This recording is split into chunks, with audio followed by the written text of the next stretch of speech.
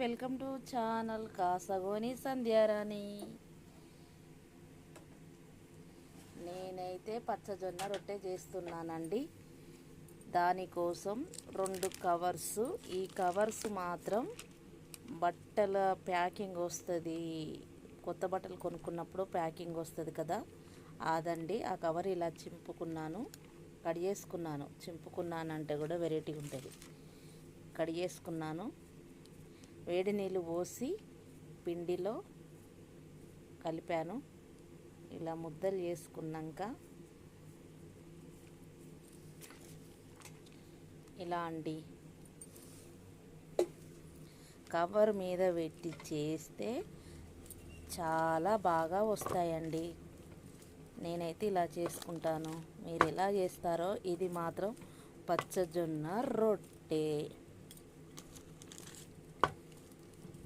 మంది ఎవరికి నచ్చినట్టు వాళ్ళు చేసుకుంటారు. కాకపోతే చెయ్యరాని వాళ్ళు ఇలా చేస్తే చాలా బాగా వస్తుందండి. అస్సలు ఖరాబ్ కాదు.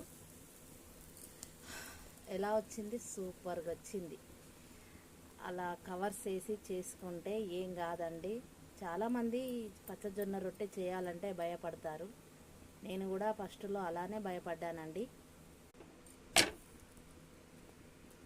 చూసారా అండి ఎంత చక్కగా వస్తాయో. చపాతీలు చేసుకున్నట్టే చాలా చక్కగా వస్తాయి. కొంచెం వేడి నీళ్ళు చేసి ఆ పిండిని కలిపామంటే మళ్ళీ చపాతీలు లెక్కనే వస్తాయి. నేనైతే ఇలా చేసుకుంటాను. ఎలా వచ్చాయో కామెంట్ బాక్స్లో కామెంట్ చేయండి. ఇది మాత్రం బాగున్నాయా లేదా చెప్పండి. Bye friends.